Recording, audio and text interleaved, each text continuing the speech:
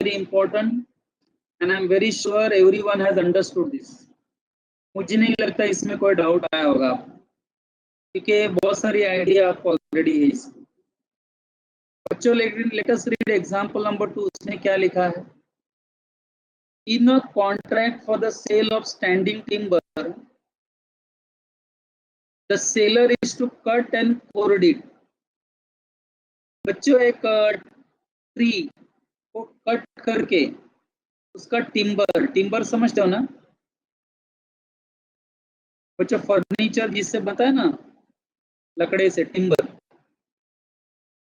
बराबर है? तो बच्चों सेलर एंड बायर के बीच में कॉन्ट्रैक्ट क्या हुआ कि सेलर स्टैंडिंग टिम्बर को कट करेगा शेप एंड साइज में, एंड कट करके उसको अच्छे से कोड भी करेगा, बराबर है? कोड मतलब क्या? कट करके उसको डिलीवरेबल स्टेट में लाके रखेगा, शेप एंड साइज में कट करके उसको डिलीवरेबल स्टेट में लाके रखेगा, ले जाने के इसमें रखेगा, पैकिंग करके रखेगा। एंड बायर को क्या करना है? पेमेंट देकर उसे ले जाना है। एकदम सिंपल कॉन्ट्रैक्ट है कि नहीं?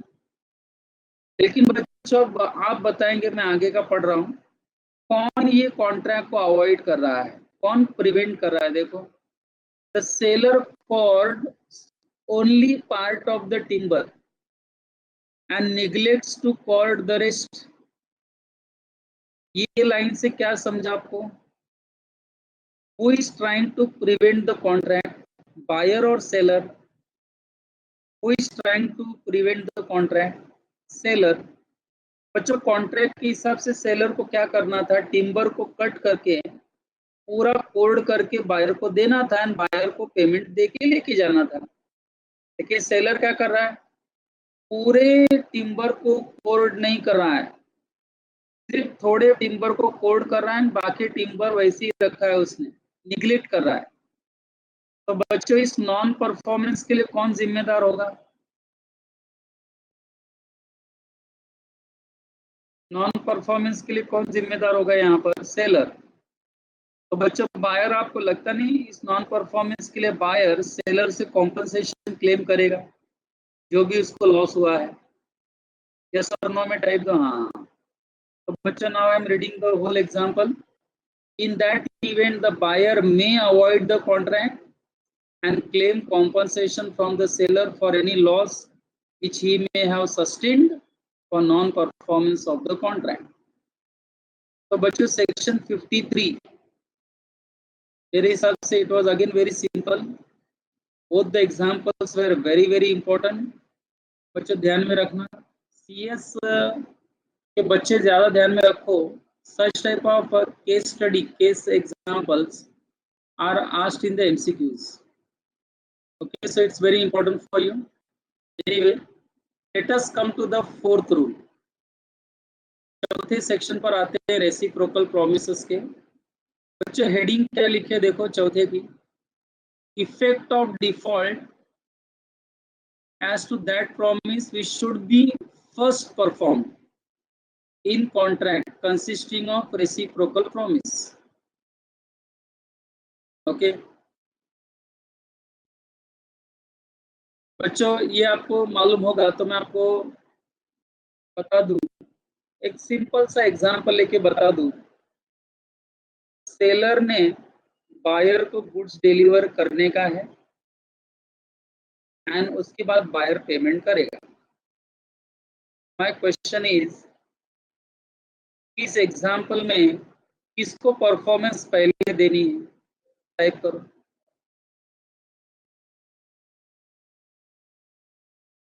शॉर्टकट में एस लिखो, बी लिखो, चलेगा, सेलर को, है कि नहीं? मेरा क्वेश्चन ये है कि क्या सेलर बिना गुड्स की डिलीवरी दिए बायर को बोल सकता है क्या तुम पेमेंट कर दो, मैं गुड्स की डिलीवरी नहीं लाया हूं लेकिन तुम पेमेंट कर दो? नहीं ना। तो मुझे बताओ इसमें किसकी गलती है?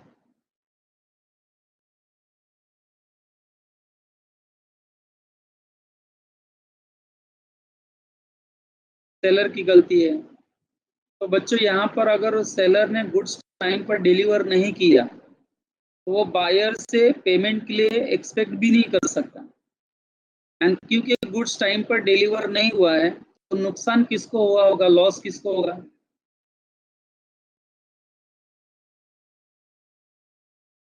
तो बायर बच्चों कॉम्पनसेशन मांग सकता है अगर जो भी लॉस हुआ है? क्या बायर सेलर से कॉम्पनसेशन मांग सकता है? यस।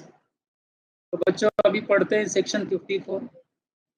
क्या लिखा है देखो बच्चों, ये एग्जाम्पल माइंड में रखना है, सुनना। When contract consisting of reciprocal promises, when contract consists of reciprocal promises such that one of them cannot be performed or that its performance cannot be claimed till other has been performed, and the promiser of the promise last mentioned fails to perform it, such promiser cannot claim the performance of the reciprocal promise and must make compensation to other party to the contract for any loss which such other party may sustain by non-performance of the contract. Have you understood? बताओ इसमें promiser मतलब कौन, seller या buyer? इस theory में promiser का मतलब किसकी बात हो रही थी, सेलर या बायर की?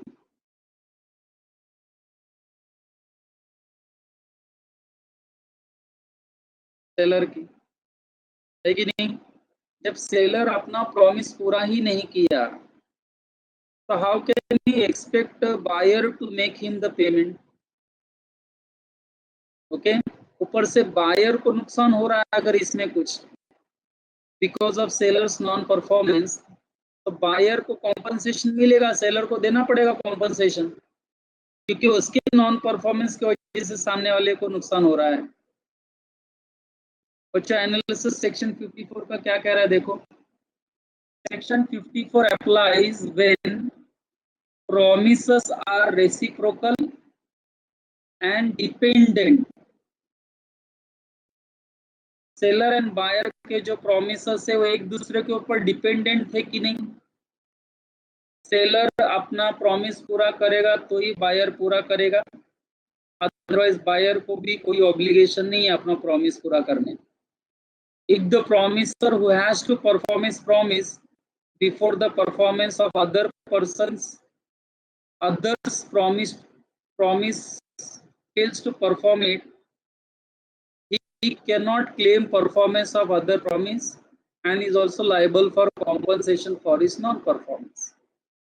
अब एक काम करो, एग्जाम्पल आप पढ़ो and tell me have you understood और नॉट, यस नो में टाइप करो। चलो एग्जाम्पल आपको दिया पढ़ने के लिए बच्चों, come on read that example. कोई वर्ड नहीं समझेगा तो डाउट पूछो।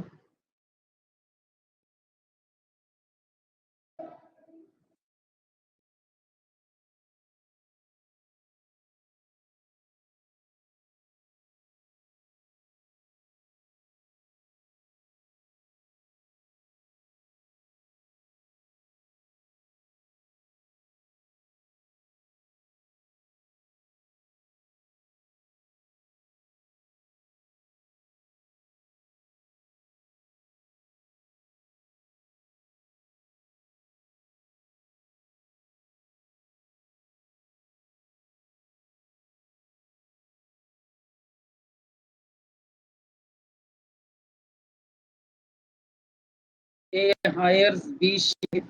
बच्चों एग्जाम्पल रीड कर रहे हैं सब लोग, जिन्होंने भी पढ़ा बताओ क्लियर हुआ कि नहीं?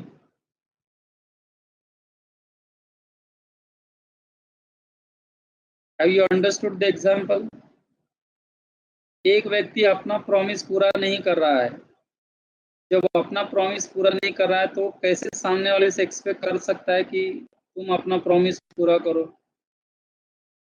एक तो ये बहुत बड़ी गलती, ऊपर से सामने वाले को लॉस में डाल दिया इसने, तो कॉम्पनसेशन भी देना पड़ेगा। Yes, okay. बच्चों अभी मेरा प्रश्न ये है, कि कभी कभी कॉन्ट्रैक्ट में, पता है आपको, कोई भी जो कॉन्ट्रैक्ट होता है दो लोगों के बीच में, चाहे बायर हो, सेलर हो, या कोई और भी हो कॉन्ट्रैक्ट हो, तो कभी कभी कॉन्ट्रैक्ट में कॉन्ट्रैक्ट का मेन जो पार्ट रहता है ना, एसेंस जिसको हम कहते हैं, वो होता है टाइम। कभी कभी कुछ कॉन्ट्रैक्ट में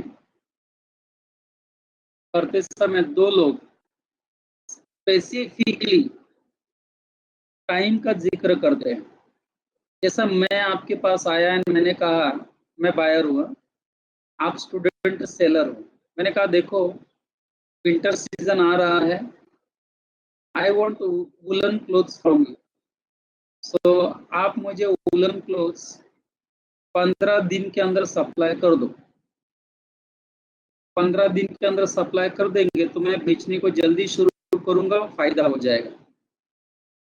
बट हाँ, मुझे गुड्स की डिलीवरी 15 दिन के अंदर चाहिए। बच्चों, आपने भी एक्सेप्ट किया कि हाँ हम 15 दिन में गुड्स की डिलीवरी देंगे। तो मुझे ये बताओ, क्या हमारे कॉन्ट्रैक्ट में टाइम फिक्स हो गया क्या डिलीवरी का? यस आंसर दो। फिक्स हो गया ना? क्या ये टाइम इम्पोर्टेंट है, एसेंशियल है?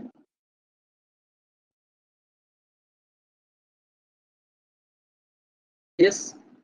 ये बताओ, क्या किया, 15 दिन के बजाय 2 महीने बाद गुड्स लाके मुझे दिया, आफ्टर 2 मंथ्स, जब विंटर सीजन आधा खत्म हो गया, तो क्या बायर गुड्स की डिलीवरी एक्सेप्ट करेगा?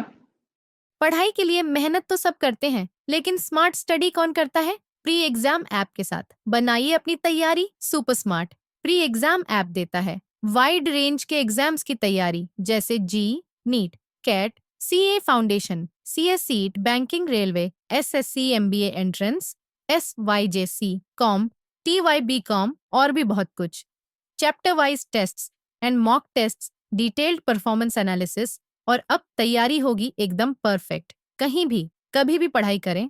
और एक विशाल क्वेश्चन बैंक आपकी तैयारी को बनाए आसान। इंस्टेंट इवैल्यूएशन से तुरंत जानिए अपनी परफॉर्मेंस और पाएं पर्सनलाइज्ड फीडबैक। तो अब देरी किस बात की? प्री एग्जाम ऐप डाउनलोड करें और अपने नाम से रजिस्टर्ड करें और एक विशाल क्वेश्चन बैंक बिल्कुल फ्री, और अपनी सफलता की कहानी लिखें। लिंक डिस्क्रिप्शन में है। प्री एग्जाम ऐप स्मार्ट तैयारी का साथी। बच्चों नहीं करेगा, क्या रीजन देगा?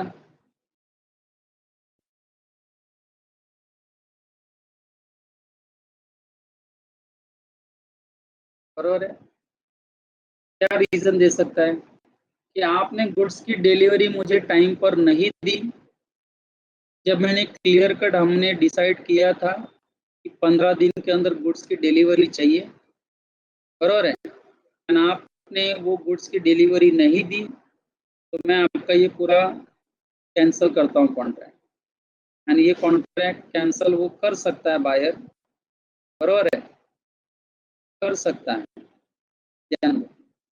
लेकिन बच्चों एक ये भी हो सकता है ना, नहीं भी कर सकता है, हो सकता है वो एक्सेप्ट कर भी ले। ये बात मानते हैं? Is it possible? क्या वो एक्सेप्ट कर भी सकता है? हाँ कर सकता है। बायर बोलेगा देखो तुम 15 दिन के बजाय 2 महीने बाद लेके आए गुड्स, चलो मैं एक्सेप्ट करता हूँ, बट तुम्हारे वजह से मुझे जो भी लॉस हुआ है वो लॉस मुझे दे दो, डैमेजेस दे दो, मैं गुड्स एक्सेप्ट करता हूँ। कहने बच्चों हाँ भी हो सकता है, ना भी हो सकता है कि नहीं? हाँ भी हो सकता है, ना भी हो सकता है। तो बच्चों मुझे ये बताओ, जिस कॉन्ट्रैक्ट में time is important factor, and अगर कोई सामने वाला कॉन्ट्रैक्ट टाइम पे पूरा नहीं करता, जिसमें टाइम वाज इम्पोर्टेंट फैक्टर, तो सामने वाले पार्टी के लिए वो कॉन्ट्रैक्ट क्या हो जाएगा, वॉइडेबल हो जाएगा कि नहीं? Can I use the word voidable? Can I use the word voidable? हाँ, वो कॉन्ट्रैक्ट तोड़ भी सकता है, कंटिन्यू भी कर सकता है। I hope you are getting the point. Understand करो बच्चों, छोड़ भी सकता है एंड एक्सेप्ट भी कर सकता है, दोनों पॉसिबिलिटीज हैं। लेकिन बच्चों जहाँ पे टाइम असेंशियल पार्ट ना हो, तो जहाँ कॉन्ट्रैक्ट दो लोगों के बीच में हुआ है and time is not essential, तो ऐसे में क्या करेंगे आप? Time is not essential factor, तो क्या कॉन्ट्रैक्ट वॉइडेबल हो जाएगा क्या?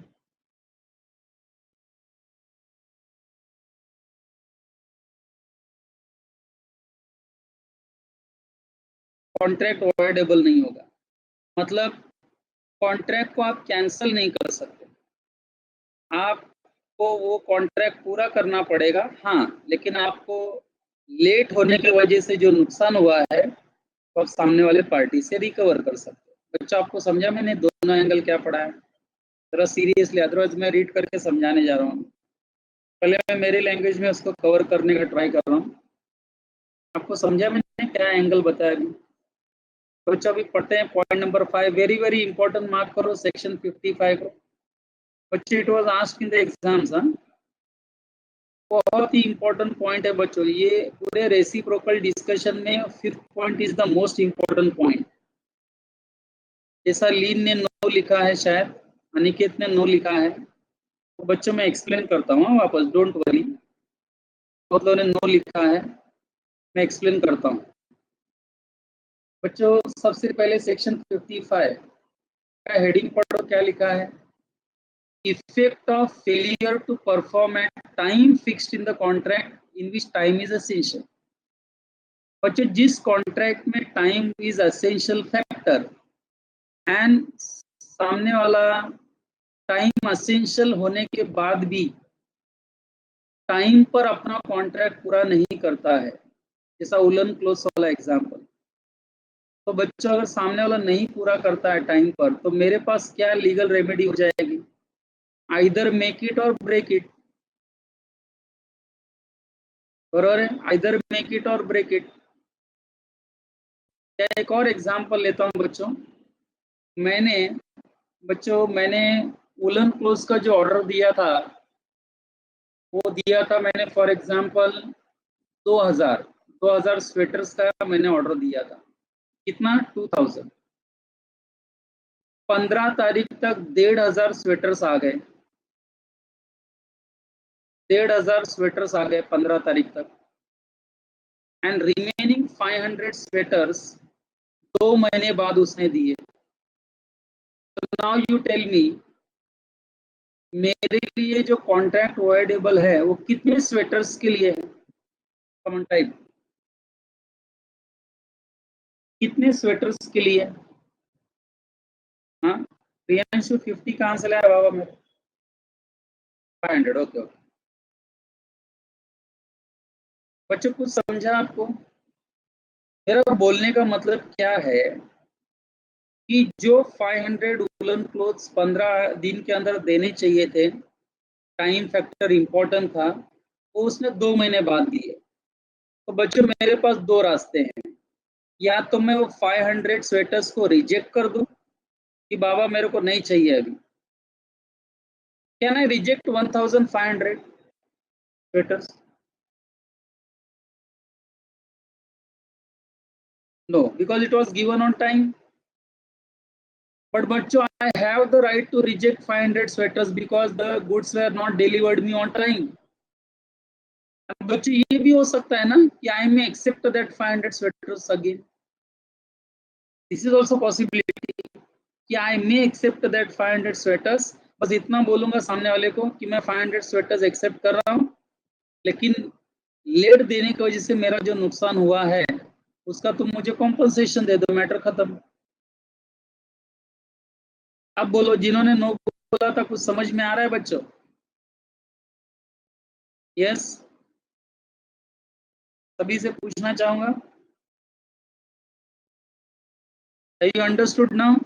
अब मैं पढ़ूंगा ना बच्चा, I am very sure you are going to get this. क्या लिखा है देखो, the law on the subject is contained in section 55 which is reproduced below. When party to a contract promises to do certain things at or before specified time and fails to do any such thing at or before specified time, the contract or so much of it as it has not been performed, 500 sweater का वाला example, or so much of it as has not been performed becomes voidable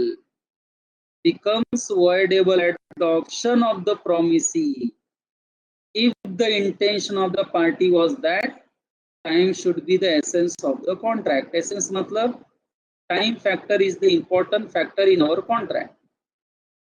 Come on, tell me, have you understood this paragraph? बच्चों अगर पूरा 2000 sweaters मुझे 2 महीने बाद देता तो पूरा 2000 स्वेटर्स और टाइम पर न देकर पूरा 2 महीने बाद देता तो 200 स्वेटर्स के लिए मेरा कॉन्ट्रैक्ट वॉइडेबल हो जाता कि नहीं?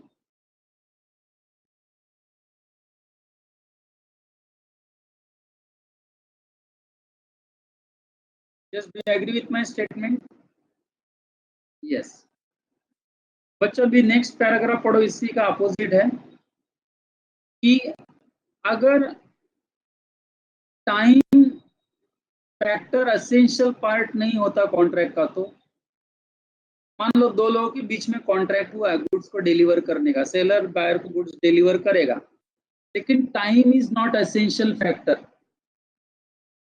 तो क्या सेलर ने कभी भी गुड्स मन में आएगा तब डिलीवर करने का क्या? टाइम डिसाइड नहीं हुआ तो क्या कभी भी डिलीवर करने का क्या? नहीं, कुछ तो रीजनेबल टाइम होगा कि नहीं? Reasonable time. तो बच्चों मुझे ये बताओ, अगर जिस कॉन्ट्रैक्ट में टाइम एसेंशियल फैक्टर नहीं है तो भी सेलर की ड्यूटी है कि सेलर गुड्स को deliver with in reasonable time करे। अब मेरा मानना ये है कि रीजनेबल टाइम के बाद अगर उसने डिलीवर किया तो बायर को गुड्स रिजेक्ट करने का चांस मिलेगा कि नहीं मिलेगा?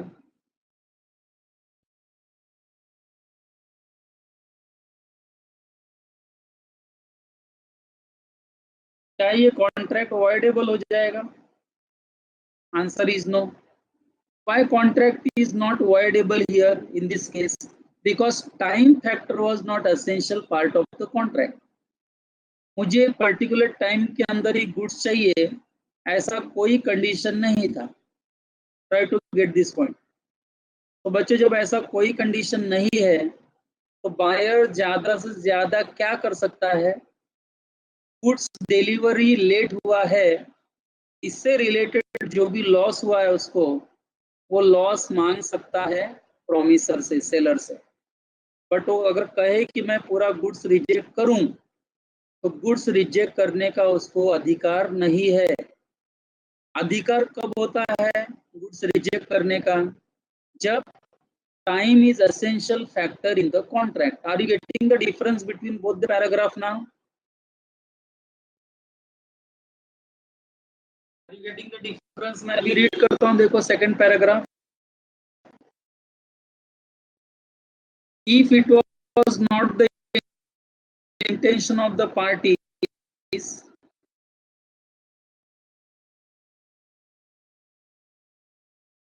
ओके मैं रीड करता हूँ,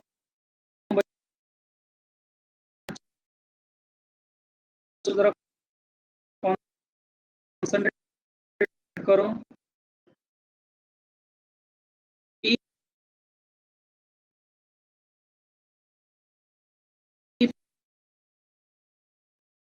If it was not intention of the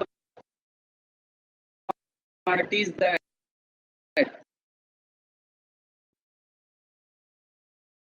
time should be essence track the failure.